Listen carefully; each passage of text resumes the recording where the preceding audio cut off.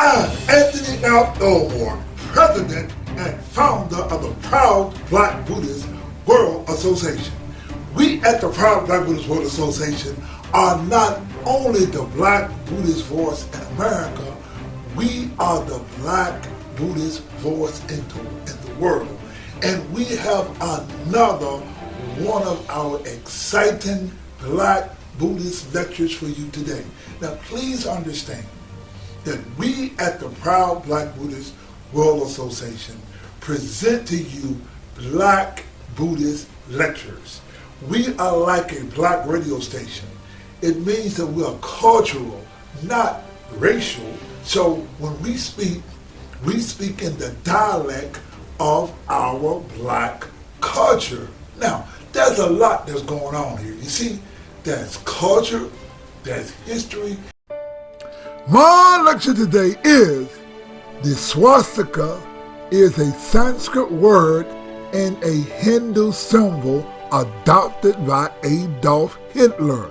When you see the swastika, understand that the swastika comes from the Hindu Brahmins. And you must have Black Buddhist teachers that can teach you your Black Buddhist history so that you can understand the swastika is a symbol for white supremacy and racism. White or European people had to come up with a way to show white superiority, and they did not want to be attached to the Semites or to black people. Now, the white answer to white supremacy was Sanskritization. See, all white people had to do is rewrite history and show white supremacy via linguistics. White people use the concept of Sanskrit to prove white superiority. You see, Sanskritization was a way to reproduce a new word of Sanskrit from existing words. In this way, the Brahmins created a new language by the method of Sanskritization. You see, this is what they did. See, Sanskrit is not a new language per se. What they did, or what Panini, who is the father of Sanskrit, what he did was took the black language of Pali or Sanskrit, and he took the words and he changed the meaning of the words to come with a Sanskrit definition. That's how they created Sanskrit. Now, do not take my word for it. White people call Sanskrit the mother of all languages. And if you let them tell it, all languages derived from Sanskrit. Sanskrit is the basis of white racism, or rather white superiority. You see, whites and Asians call Sanskrit sacred. See, what the white people did was white races got together and they embraced Sanskrit because, number one, they didn't want to endorse nothing or embrace something that was related to the Jews or the Semites. So they saw this story, or they learned this story in India about a group of people called Aryans. And this false sense of Aryan, or this history of the Aryans, gave the white people a new meaning. So they came into India and they saw the system where white was at the top and black was at the bottom, and the Brahmins that was in control. See, it was the Brahmins that led the whites to know or to believe that there was a race that came from Europe that were called the Aryans. See, what they did was, it was the Sanskrit language that misled the white races, or how they used it. You see, it was Max Muller. Max Muller was born in Germany, but he lived in England, and he translated the Rig Veda. The Rig Veda was the so-called ancient teachings of the Aryans. And so through the Rig Veda, and the translation of the Rig Veda. Now, Max Muller never went to India, but he learned Sanskrit and he translated the language of Sanskrit, and from that time, white people began to get an orgasm. I mean, man, if you really want to know what happened, in 1938 and 1939, man, the guy who got the biggest orgasm of Sanskrit was Hitler. Adolf Hitler got so enamored and got so excited, he sent an expedition of people to learn about this so-called Sanskrit, and it was Hitler that used Sanskrit as the basis of Aryan or white superiority. You see,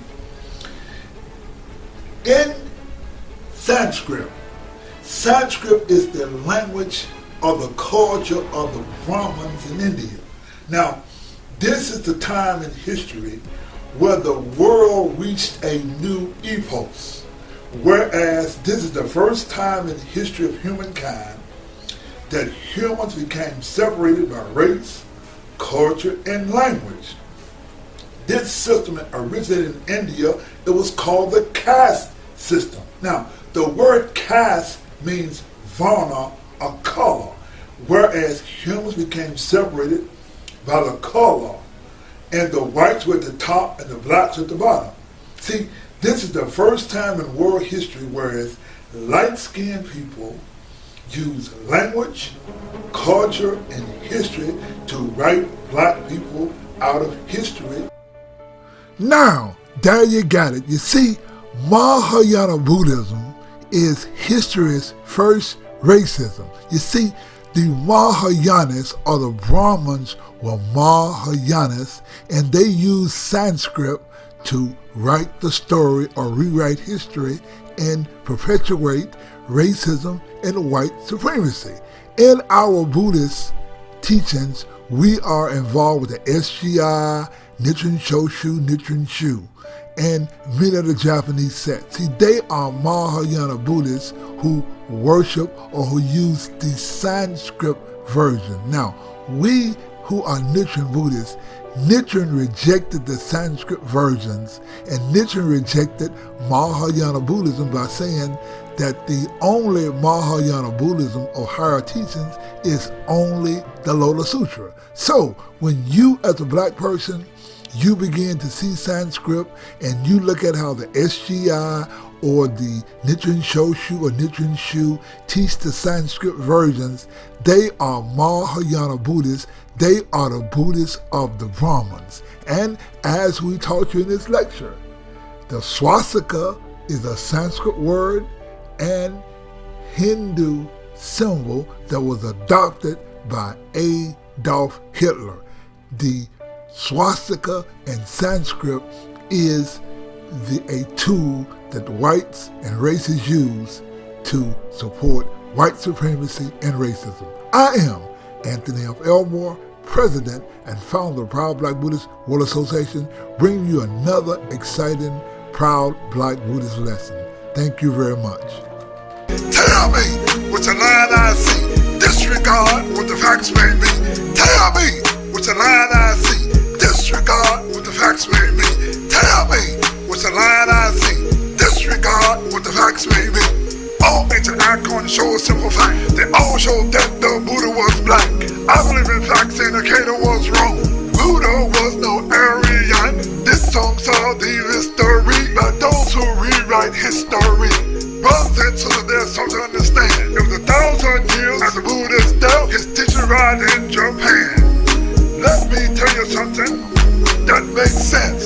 The Buddha's teachings did not start in the Orient. Those of you make a religious decision, the Buddha's teaching no ancient religion. The Buddhist religion has a lot of mystery. Ancient took out all the black Buddhist history. Let me lay on you the history and the facts. Look at the ancient Buddhist, statues is always black. Let me lay this on you, all the black Buddhist history, and take out all the Buddhist mystery. The land today they call India. In the old days, it was called Eastern Ethiopia. The first people in the land were called Dravidian. The same people today we call Nubian. India is the land where we find the birth of racism. It all started in a religion called Brahmanism. The one is called the Vedic culture. The culture was a religion called Hinduism. They created the world's first religious racism. They created a system called caste that made black people eternally last.